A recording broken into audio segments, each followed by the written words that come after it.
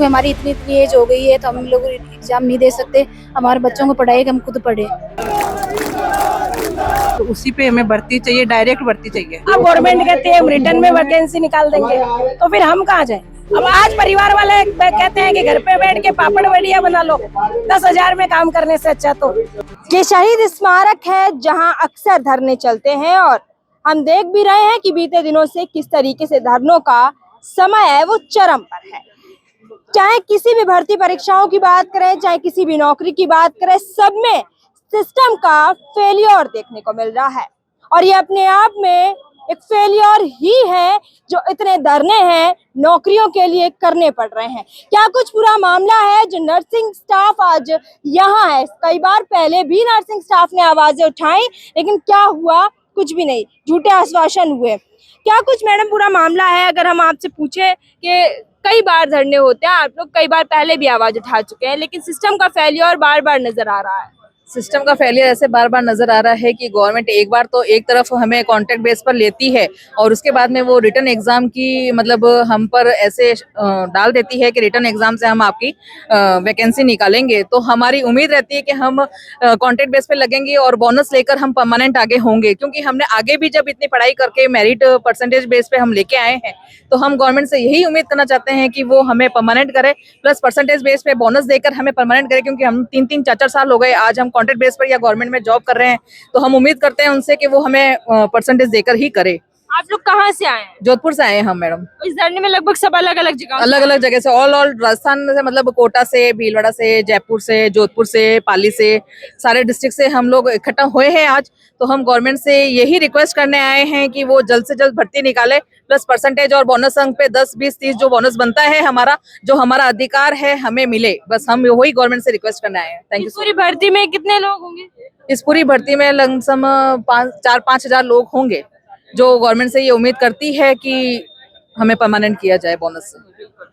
कई सारे लोग हैं, हजारों की तादाद में संख्या है, और भी लोगों से हम बात करते हैं धीरे धीरे, क्योंकि हम देख रहे हैं कि एक तरफ 859 पदों की लड़ाई, एक तरफ 4 से 5 हजार पदों की लड़ाई, बहुत सारी समस्याएं हैं।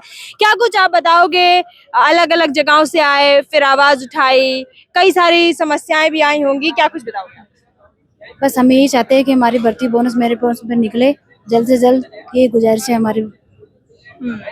कई सारे जो महिलाएं हैं उनकी शादियां भी हो रखी हैं इसमें, तो घर वाले क्या कहते हैं? अब संविदा पर लगने के बाद अब अगर कोई रिटन टेस्ट होता है तो वो मुमकिन नहीं है। नहीं मुमकिन, बिल्कुल मुमकिन नहीं है, क्योंकि हमारी इतनी इतनी एज हो गई है तो हम लोग एग्जाम नहीं दे सकते।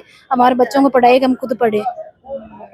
बच्चों की क्या उम्र है? बच्चे हो गए 12-12, 15-15 साल के हमारे बच्चे हो गए, अब थोड़ी पढ़ सकते हम। क्या कुछ कहते हैं घर वाले और बच्चे? घर वाले क्या कहते हैं, घर वाले तो वही कहेंगे कि अब नौकरी लगो जल्द से जल्द।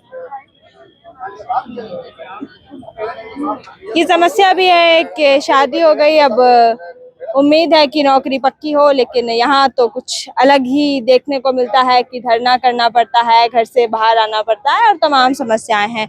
आप भी कुछ बताओ, आप लेकर बैठे हो युवाओं का अधिकार, बोनस अंकों से मिले रोजगार।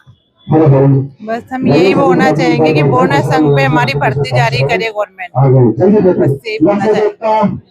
और क्या कुछ मांगे, क्योंकि इसमें शायद ये भी बोल रहे हैं आप लोग कि बोनस अंक मिलते, क्या है ये बोनस अंक? बोनस अंक ये है कि हमें रिटर्न भर्ती नहीं चाहिए, बोनस अंक वो है जो हम ले रहे हैं, तो उसी पे हमें भर्ती चाहिए, डायरेक्ट भर्ती चाहिए। अभी तक जो ये संविदा पर लगते थे वो डायरेक्ट ही लगते, वो डायरेक्ट लगते 10, 20, 30, 3 साल का हमें बोनस अब मिलता है, उसी हिसाब से हमारी मेरिट निकलती है। एग्जाम इतने सालों से एग्जाम होता नहीं आ रहा है, अब हमें को एग्जाम नहीं चाहिए। वो लोग कह रहे हैं कि एग्जाम होगा, हम एग्जाम कराना नहीं चाहते। बिल्कुल। देखिए काफी सारी समस्याएं, और भी लोगों से जुड़ने की कोशिश करेंगे कि किस तरीके से इस भर्ती परीक्षा में तमाम समस्याएं हैं वो आ रही हैं। क्या कुछ आप बताओगे, ये जो बोनस अंक के पीछे की जो लड़ाई है, क्या है ये बोनस अंक? कैसे बोनस से पहले संविदा पे निकालते। अरे भाई कहाँ जा रहे हो? है क्या कुछ है ये बोनस अंक, किस तरह से?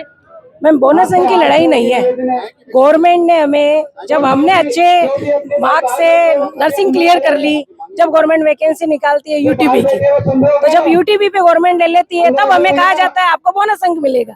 10, 20, 30 और जब हमें बोनस अंक प्राप्त हो गए, अब गवर्नमेंट कहती है हम रिटर्न में वैकेंसी निकाल देंगे, तो फिर हम कहाँ जाएंगे? जो 10-10 साल हो गए हैं अल्प वेतन में कार्य कर रहे हैं, किस उम्मीद पे करा था कि हमें बोनस अंक मिलेगा, और हमें नौकरी के अंदर परमानेंट नौकरी निकलती है मेरिट प्लस बोनस अंक में। अब आज गवर्नमेंट कहती है लिखित परीक्षा होगी, तो फिर हमें क्या फायदा होगा? अभी क्या कुछ सैलरी देते हैं? संविदा पर क्या कुछ सैलरी है? 8-9 हजार 10 हजार हद ना। इसमें क्या होता है मैडम? एक फैमिली का घर चलता है क्या? एक लेडीज कितना संघर्ष करके बाहर आती है, अपने घर से बाहर कदम रखती है, शादीशुदा है, हम खुद शादीशुदा है, हमारे बच्चे हैं, हमने परिवार से कितना संघर्ष किया होगा इस नौकरी को पाने के लिए। अब आज परिवार वाले कहते हैं कि घर पे बैठ के पापड़ वड़िया बना लो 10,000 में काम करने से अच्छा, तो फिर हमें तो अगर सरकार चाहती है कि महिलाएं आगे आए, हर फील्ड में आगे आए, तो फिर आगे आने के लिए हमें मौका दो, हमें हमारा हक दो और एक सम्मानजनक तनख्वाह दो, परमानेंट भर्ती निकालो। 2 फायदे होते हैं मेरिट प्लस बोनस में। सरकार को ऐसे कर्मचारी मिलते हैं जो हमें बोनस कैसे मिला, हम सरकारी हॉस्पिटल में कार्य कर रहे हैं, तो एक्सपीरियंस्ड स्टाफ सरकार को मेरिट प्लस बोनस भर्ती से ही मिल सकता है मैम, ये हमारा है। नहीं तो आप लिखित परीक्षा से क्या लगाओगे? फ्रेशर्स लिखित परीक्षा पास करके फ्रेशर से आएंगे, मेरिट प्लस बोनस से। आज मेरे पास 30% बोनस अंक है, तो मैंने इतने 3 साल से ज्यादा हो गया हॉस्पिटल में कार्य करते हुए, तो मेरे पास एक्सपीरियंस भी तो है। हर साल 1 साल का 10%, 2 साल का 20%, 3 साल का 30%, तो बहुत सारे हैं जो 10-10 सालों से एक्सपीरियंस पर्सन यहाँ बैठे हैं। तो सरकार को उनकी योग्यता का फायदा उठाना चाहिए, आम जनता को भी उससे फायदा ही होगा। कितनी महिलाएं होंगी इस पूरी भर्ती में? 2000 बिल्कुल। तो हम यही चाहते हैं सरकार 10,000 की वैकेंसी निकाले। ये तो हम है जिनके पास मेरिट प्लस बोनस अंक है, तो सरकार को करना चाहिए, हमें हमारा हक देना चाहिए। तो देखिए, हमने बहुत सारे लोगों से जुड़ने के प्रयास किए हैं, जहां पर हमने देखा कि किस तरीके से आगे हम और भी लोगों से जुड़ने की कोशिश कर रहे हैं कि क्या है ये धरना, क्यों हो रहा है धरना, किस तरीके से आप लोग। हम देख रहे हैं कि नर्सिंग स्टाफ है, कई बार आंदोलन कर चुका है, लेकिन क्या कुछ हर बार रहता है और इस बार फिर आप लोग यहाँ पर एकत्र हुए। हमारी जो मुख्य मांग है सरकार से ये यही रहेगी कि जो राजस्थान भर में पेट्रोल भी नहीं भर पा रहे, हकीकत ये है, तो ये जो हमारे को जो असम्मानीय वेतन मिल रहा है उसकी मांग जो हमारी सरकार तक पहुंचा रहे हैं, जिससे क्या अस्थायी नर्सेज है उनको स्थायी रोजगार मिले, जिससे वो अपना जो है सम्मानजनक कार्य करके और अपने परिवार का भरण पोषण कर सके। कितने घंटे काम करना पड़ता है अगर इतनी सैलरी? 8 घंटे का कार्य करते हैं हम, 8 घंटे का कार्य 7,900 रुपए में। अब देख लो आप, सरकार हमारी अब नहीं सुनेगी तो कब सुनेगी? एक तरफ सरकार राइजिंग राजस्थान की बात करती है, युवाओं की सरकार की बात करती है, जब युवा ही सड़क पर उतरकर रो रहे हैं तो काहे की सरकार सुन रही है? हमारी सरकार से हाथ जोड़ के निवेदन रहेगा कि हमारी मांगों को जल्दी से जल्द सुने और नवीन भर्ती का विज्ञापन बोनस अंक पर आधारित भर्ती निकाले, जिससे हम जो है अस्थायी हो सके और हमारा घर परिवार जो अच्छे से चल सके। क्या क्या काम रहता है आप लोगों का? क्या कुछ आप दिन भर में 8 घंटे में करते हैं? हम बाकी जो नियमित है जो नर्सिंग ऑफिस है वही हमारा काम सेम ही रहता है, वही शिफ्ट, वही नाइट ड्यूटी, वही मॉर्निंग, वही इवनिंग, वही वर्क, सब काम कलर कोड ड्रेस आईडी सब एक ही काम रहता है कॉमन जनरली। और सैलरी की बात की जाए तो बात वहीं खत्म होती है। हम मीडिया माध्यम से यही कहना चाहते हैं कि हमारी जल्दी से सरकार से यही हमारी मांग है कि जल्दी से बोनस अंक से वैकेंसी निकाले, सब मेरे भाइयों को परमानेंट किया जाए जल्दी से जल्दी। यहाँ पर आप सभी लोग अलग अलग जगहों से आए हैं, कहाँ से आए हैं? संपूर्ण राजस्थान भर से यहाँ नर्सेज जो है वो अपनी मांगों को लड़ाई लेकर यहाँ पधार चुके हैं। सब नर्सेज की एक ही मांग है कि हम जो अल्प वेतन में कार्य कर रहे हैं उसको खत्म करें। एक तरफ सरकार जो है ठेका प्रथा को बंद कर रही है और दूसरी तरफ नए नए ठेके हर जिलों में निकाल लिए कि ठेका प्रथा के माध्यम से स्टाफ लगाया जाएगा। ऐसा क्यों? जब सरकार दो मुंह की बात क्यों करती है? सरकार जो है युवाओं के साथ में खिलवाड़ करेगी तो आने वाले समय में सरकार को जो है युवा जवाब देंगे।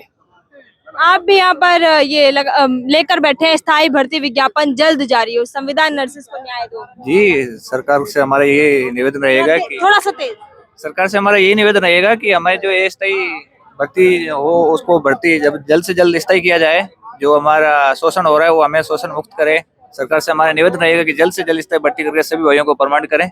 यही हमारी सरकार से आज आप विनती लोगों ने है। कुछ सोचा है, कोई डेलीगेशन, कुछ मिलने जाओगे, बात पहुंचाओगे? आज हमारा सरकार को सांकेतिक धरना है, जिसमें हमारा जो वरिष्ठ साथियों का डेलीगेशन है वो सरकार के चीफ सेक्रेटरी से और ओएसडी सर से मिलेगा। चिकित्सा मंत्री तक, मुख्यमंत्री जी तक हमारी बात पहुंचेगी और सरकार का आगे क्या रुख रहेगा वो हमारे वरिष्ठ साथी जैसा हमको मार्गदर्शित करेंगे वैसा जो हमारा आगे का। पहले मिले हो आप लोग किसी से? हमारा हर जिले से जो सरकार के जनप्रतिनिधि है, विधायक महोदय है, जिला कलेक्टर है और जहाँ राज्य स्तरीय जो अधिकारी है, चीफ सेक्रेटरी सर है, एसीएस मैडम है, सभी तक हमारी बात पहुंचे जा चुकी है। सरकार का क्या मंथन चल रहा है, सरकार का क्या विचार है, अब सरकार आगे आके बात करे या तो विज्ञापन जारी करे। पूर्व में ऐसी भर्तियां हो चुकी, 2013 में हुई, 2018 में हुई, हाल ही 2023 में भर्ती पूर्ण हुई है। तो अब हमारे साथ ऐसा अन्याय क्यों? अब हम 5-5 साल से जो है वो ठेका प्रथा पे काम कर रहे हैं, अल्प वेतन में कार्य कर रहे हैं और अब सरकार अगर लिखित परीक्षा में जो भर्ती निकालती है तो अब हमारे बच्चे पढ़ने लायक हो गए, हम पढ़े या बच्चों को पढ़ाए।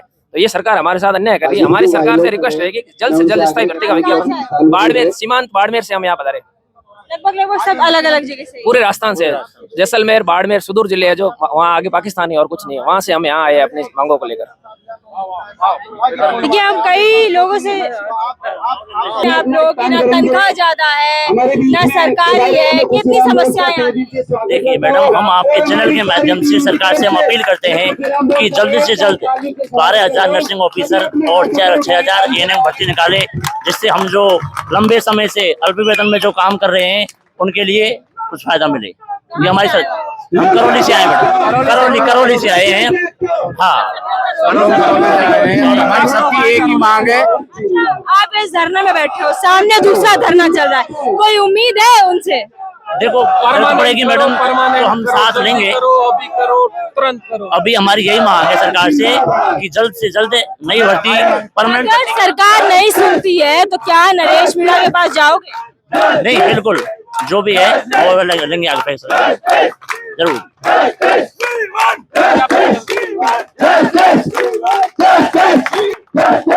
तो ये था धरना नर्सिंग स्टाफ का, जहां हमने लोगों से बात की है, जहां पूरे राजस्थान भर से नर्सिंग स्टाफ आए हैं जो 3-3, 4-4 सालों से संविदा पर नौकरी कर रहे हैं। कई लोग तो कह रहे हैं कि हम वहां से आए, सीमांत जो राजस्थान का क्षेत्र है, सीमावर्ती क्षेत्र है, वहां से आए, उसके आगे कुछ नहीं है बात पाकिस्तान की। फिर भी हम यहाँ पर 7-7 हजार, 8-8 हजार में नौकरी कर रहे हैं, हमारी आवाज को सुनने वाला नहीं। और अगर अब ये कह रहे हो कि रिटन पेपर करो, रिटन एग्जाम निकालो, ठीक बात है, रिटन एग्जाम निकालना भी चाहिए, लेकिन उन लोगों का क्या जिनको आपने पहले नौकरी तो लगा लिया, लेकिन फिर जब बात असल नौकरी की आई, तनख्वाह की आई, तनख्वाह बढ़ाने की आई, रोजगार की आई, तब आपने मुंह की खा ली।